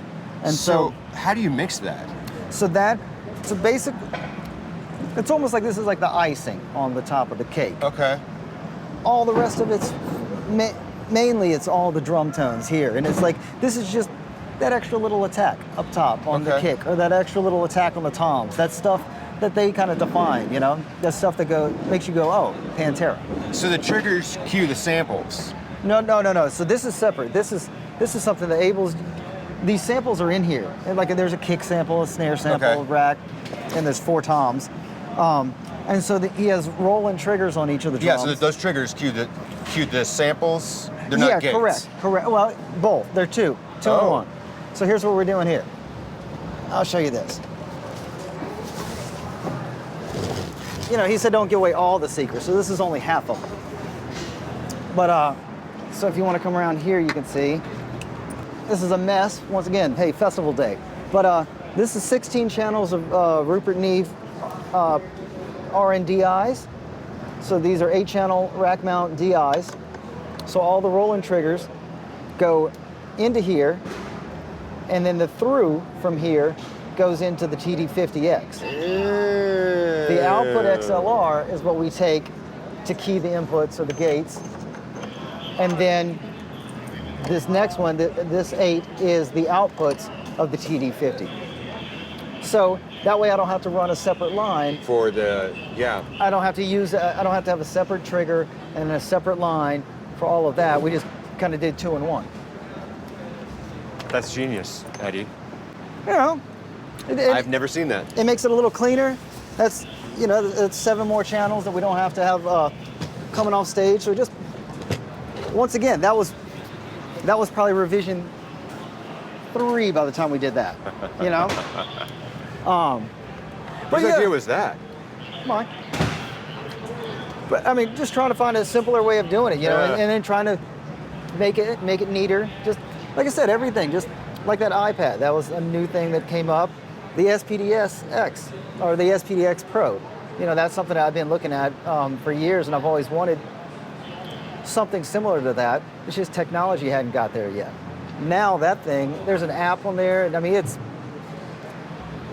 how I wish the TD50 was, that you could just sit there and drag and drop, and Yep. it's really easy to manipulate. And it's a super powerful thing, so, but at the same time, it's simple. Yeah. It's just a left and right out that goes in. Now, did it take time to program that? Sure. So, and I guess that's the other side of this. Like, okay, a lot of these are my ideas. That doesn't mean I'm the one that like put it all together, you know, like just knowing who to call on. Like my buddy Mike that we met over there with the iPad. He's the one that programmed all the TD50 stuff. Alex programmed all of the iPad for Rex's monitoring station and got all that stuff. I did the legwork to figure out the MIDI stuff and, you know, like what was going to work out best there. So it's kind of like, I'll come up with the idea, I'll get all the pieces, and then I go, here, can you build this for me? How do you, any latency issues with it? No? Which part? For the samples. No, well, I align all that in the console. Okay. Yeah, I just use input delay. Okay. And then, yeah, I use the input delay just to push those in time, and then a lot of that I did by ear too, because it's one of those things like you can sit there and match waveforms up, Sure. or you can use like those auto align plugins. But at the same time, it's like, what's that aligning to? Is that aligning to the transient? Yeah. Is it aligning to that big hump afterward, which is the low? You know, to me, I like to do it by ear. That way, I make the decision of where I want the summation. Yeah. That's what you're basically doing, is you're just sitting there going, where do you want it to be in phase? So you're more ear instead of trying to visually line it up. yeah, I mean, maybe I'll get it close, but yeah, like I'll look at the waveforms just to see where they are, and then maybe that gives me a starting point. But then I just close my eyes and sit there and spin the delay back and forth and go, you know. And I mean, it's all by feel. Like even today, I pushed up the second kick mic on both the kick drums. There was less low end. Phasing, somewhere between 3 mics and this sample. Yeah. Something was out, so I just dumped those, and we're not going to use them today. You know. It's not gonna use them. Nah. We'll change it every day. So really, you have 4 kick drums. You got 2 samples, and then you got 2 kick drums here. Well, and then he has the 2 kick drums on the outside too. So I mean, that's okay. Never mind. You know. There's 8. it's kind of like Alex Van Halen math, you know? Like yeah. Now we need the fire extinguisher and the rest of it. I love it, man. Let's see, where are we at here? What is that? I saw the tri-orbit setup. Here What you is go. that? Check this out. Guys, this is Mike Dorsey. We call him the Wizard. Hey guys, how are He's y'all? our audio guru out here with Watching us. y'all, man. Oh, I've been thanks, man. enjoying it a lot, I man. appreciate it. Appreciate Glad to see it. y'all out here. How's everybody doing out there? So What is this setup? this is Rex's iPad setup. Okay. So basically, it is run through the Mixing Station app, and then that is being controlled. It runs back to the console. Okay. So it's controlling Rex's mix. And then there's also, so that's one thing that it's doing. And the other thing is that we've got a MIDI out of here going to this little MIDI foot switch. And that lives by Rex's pedal board. So when he's playing, he can turn on and off the send to his in-ears for his mix. Yeah. So it doesn't affect anybody else, it doesn't affect out front, but it just lets him clean up his mix, walk away, and back on. I love that. Yeah, so Alex Hollinger, he came up with his initial design and worked with these guys and programmed all that. And then I talked to the guys at Triad. Yeah, I love these Triad. Yeah, so this guy, this piece, I think this is, The cool thing about these is that they're air-loaded shafts as well. I mean, it's heavy, heavy, heavy with locking feet. you can even do different angles if you wanted. Not that we're doing that, but And all these are threaded so you can make cool adapters. This is a really cool piece. yeah, so, and then same thing, I wanted something that wouldn't kick over or, you know. Yeah. But yeah, so that's another thing since the last time we saw you. One thing I've liked to do too is sometimes I'll do this and lock it out so it's on a... Uh-huh. Sorry, I'm stepping over everything. Sorry. Now it's all broken. I broke it all. Now the show's gonna be ruined. This is where Rex's baseboard goes. Thank you. That's his baseboard position, and I think I'll show you that in a second. Okay. And that's basically it's a board that has two drivers underneath it, and That's right. Yeah. I love that thing. so it feeds from 20 to 200. So it basically just gives you the rest of that conduction here down that you don't get in the in-ears. So, and like for the Metallica thing, there's no subs on stage. So even that, sometimes he'll just put 1 foot on it just to get a reference. Like, 'cause you can feel when you're in tune. You can feel it. Yeah. It's just another connection. The joys of playing a bass. Yeah. Can you show me some of the mic setup for the amps over Yeah. here? These are all Wild Audio 412 cabinets. And we loaded those. Those are all loaded with 300 watt EV Black Label Edition speakers. Let me unplug this before Robbie unplugs this. They also got more Triad Orbit. Yeah. So once again, a little flange mount. Yeah. So we have these.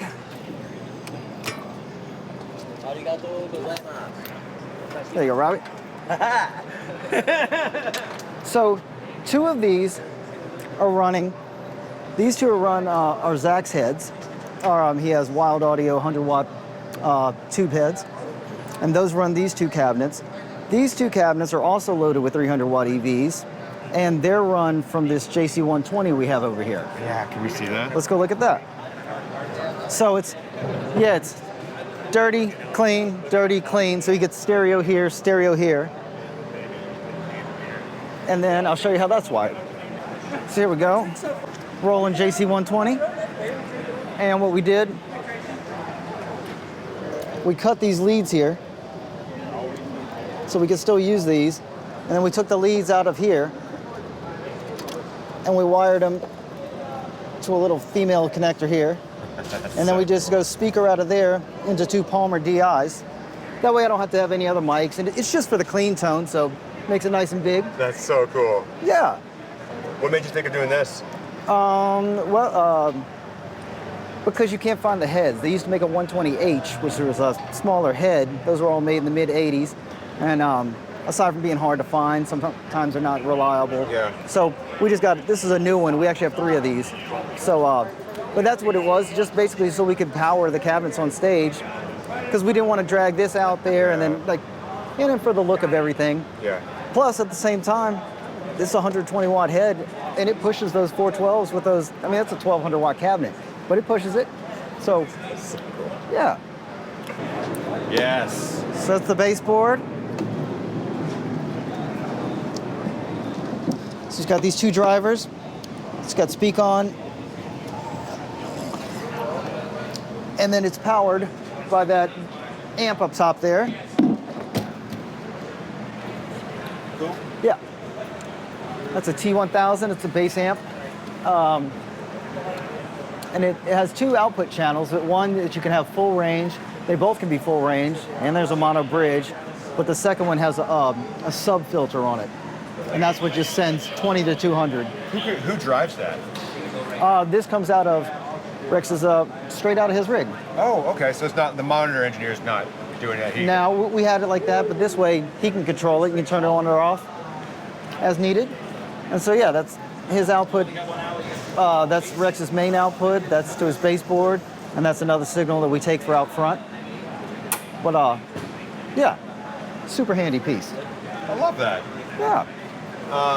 Any other tricks you guys got going on? I know we're on a really time crunch Trying to think what else, all the stuff we've been up to.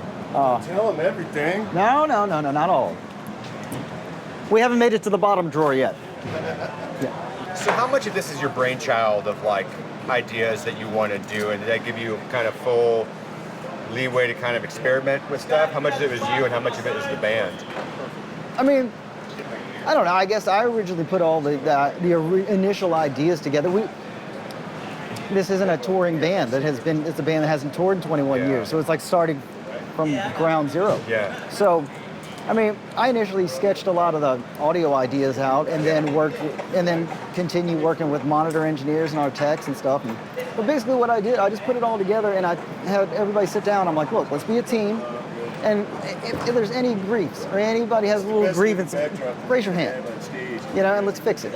So like, once again, all my initial ideas, those have evolved and turned into many different things. But so much has shifted since the last time they've toured. There's been so much in technology we've grown with since then. So it's cool to see your tip of the hat to the old analog stuff, but also utilizing new technology where is needed with that.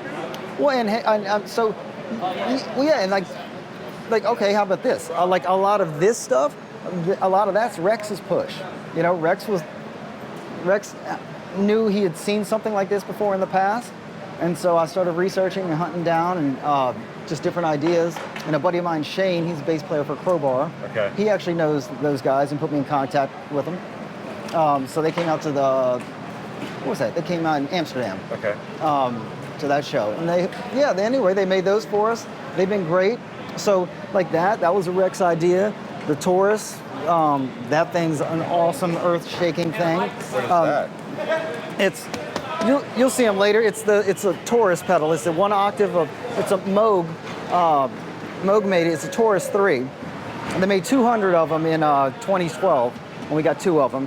But it's like Rush uses them, the Police use them. It's those big pedal board. Okay, yeah. He does all this sub-synth octave stuff like that. So when you're in a big place like this, or even like the stadium, it really just rolls around the whole thing. And let me ask you this. You've seen you've been in the industry for a little while, not calling you old by any means, but you've seen some classic gear and you've seen this, it seems like there's a big shift to like technology and new stuff and cutting edge stuff.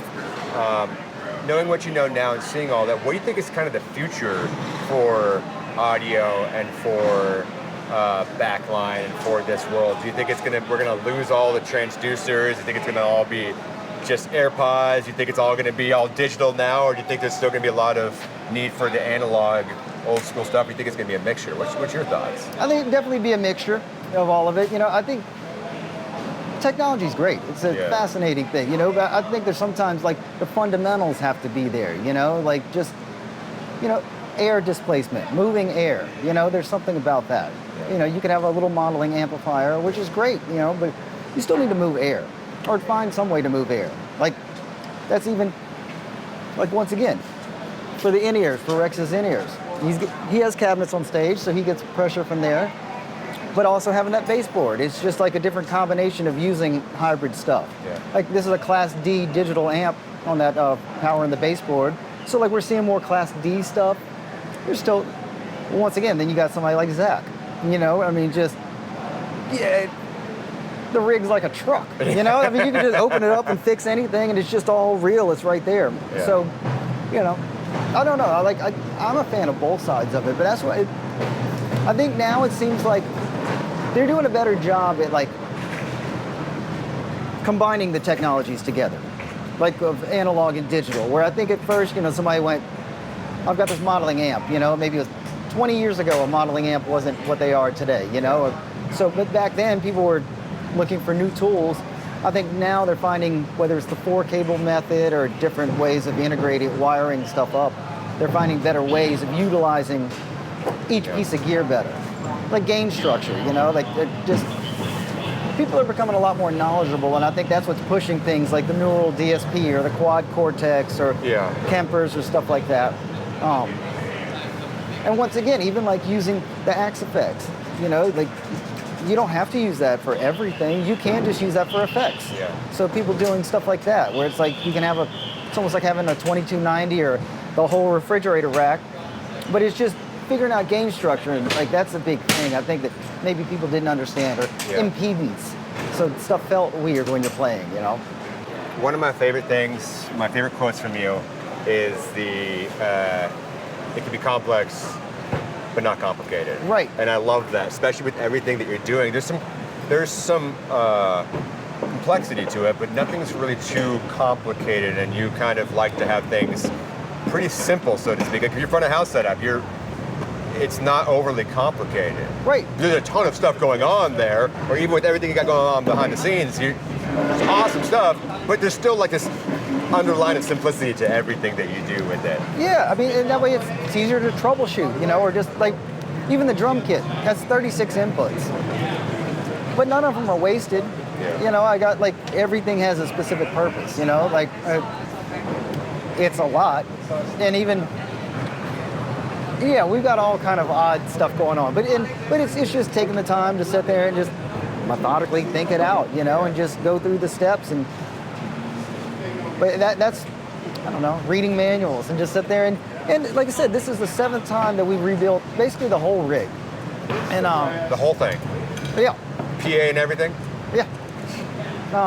And then, or just like even the drum looms.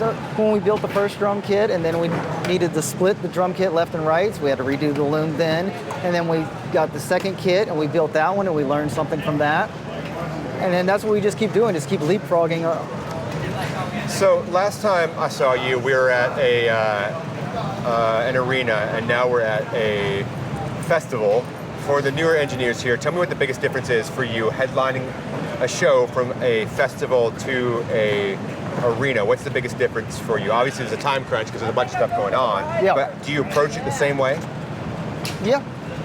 I mean, to me, just the venue changes. We do the same thing every day. You know, we're shooting for consistency. Yeah. Like this versus the arena is a different pressure because you're outdoors. It's free field. Yeah. You can hear the toys better, and you know, you can hear but you have to adapt to that. That's probably the biggest thing. You know, we're guests here along with everybody else, you know, so it's everybody has to find their spot. And, and even whatever, making space, like at front of house today, you know, line check and all that, we're behind the lighting console just to make room for everybody else. When the rest of the acts are done, then we'll slide into place. So that's kind of, I don't know, just like any of these gigs, just trying to, I know we're all co-workers, you know, working together. We're all little pieces of this puzzle, you know, for like, even for the whole festival, you know? I mean, well, what advice do you give to people or engineers that are starting off, they're going to do their first festival, say they're the earlier one on there and they've never done a festival before, what would you be your advice to them? Show up early, be prepared, you know, protect your ears, you know, be conscious of that. Like, if you're going to be here all day, maybe wear earplugs. Like, I'll be leaving here in a little bit just to get out of the venue, just because we don't have a tour bus or any place to go today. But just that, minimizing exposure, you know, so you just don't sit there and maybe listen to little snippets of all the other acts if you want, you know, or if you're playing first, that's cool, get your thing done. how about this? Listen to other engineers. Find other engineers that you like. You know, that's what I did when I first started. Like, we started doing Ozfest. I'd hardly done any festivals like that size. And I just sat there and watched all the other engineers and listened to, you know, like I said, whether it was Greg Price or Brad Maddox or Big Nobby or Bill Chappelle, any of those guys. I just sat there and went, all right, what's going on here? What's going on? You know, and you just find little things you like. And so I think that, trying to find this, what's in your head, you know? Or even, like, you have to have a guideline or something, you know, some basis to start off on, you know? But like I said, that's what I did touring. And I was really fortunate. Zach brought me out on 2 Ozfests in a row. So, well, actually we did 2000, 2001, and 2. And from that, I got to meet all those other engineers. That's also where I met Big Mick when he was mixing Slipknot. And then, and then we hit it off and started chatting and stuff like that. And same thing. And I just started bugging everybody, asking questions, you know, just, what's this? What's this? Why? That's key right there. And I think that, like, my advice usually is it's okay to ask questions. And you got all these people here with a wealth of knowledge, network and ask the questions. You don't have the pride of like, oh, I need to be at this position, because I feel like, you know, just ask the questions. It's okay. People want to share, especially nowadays. Well, and I mean, like, as far as sharing, like, to me, it's like, it's fun. And you would, absolutely, ask questions, because I would hope that we're all here doing this because we love doing it, you know, and like the other engineers that you work with or, you know, you're going to be working with, ask them, you know, like, they're fans of what they do too, you know, just like, everybody's been in the same spot, you know, starting somewhere. So, just all that. Never stop learning. Read. Like, that's all I would ever do. Go check out everybody's microphone kits and see who's doing what, and then listen and see what results they get. Yeah. You know, that's those Palmers that we're using for the JC120. You know, I learned about that from other engineers, or just. I know that, or you know what, and talking to techs. I don't know, this is a big thing for me because I started out as a musician. So, you know, like, even though I play at drums, but I'm not really a drummer, you know, and I goof off on guitar and play stuff I enjoy.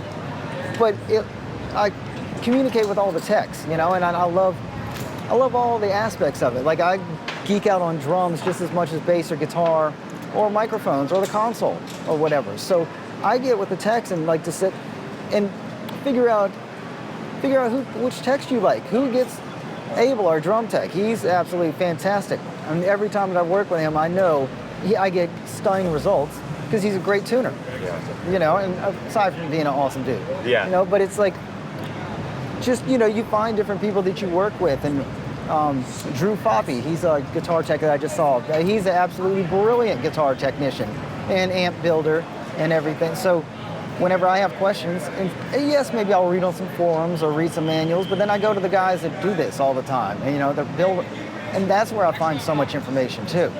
It's just like the next level. Once again, it never ends. There's always some other avenue that you can, you know, it just depends on how far you want to dig into it. I love it. And I guess that's why, like, even with this, I had to get a lot of this stuff started as far as building the initial thing, so that we had cabinets and stuff like that. And same time, like Charlie, he ordered that drum kit probably 4 months, but it took months for that thing to come in. But just even like learning that, reading about that, you know, knowing what woods are on the kit, you know, like what cymbals he uses, you know, talking with Abel about that. It just helps your vocabulary, you know, like, and that way you can have better communication with your artists. Yeah. And like I said, I get all that. It's how far do you want to dig into it? You know, how far down the rabbit hole do you want to go? But once again, to me, that's the fun of it, because it just never ends. Well, man, I know we got to get off the stage. Thank you so much, really, for your time. I appreciate it. I'd say this is usually where, like, if you want to follow them on social media, but you have no social media, you do nothing. So if you want to see them, watch here, or go to a Pantera show near you. Buy a ticket. Thank you, man. Thank you so much. Appreciate you.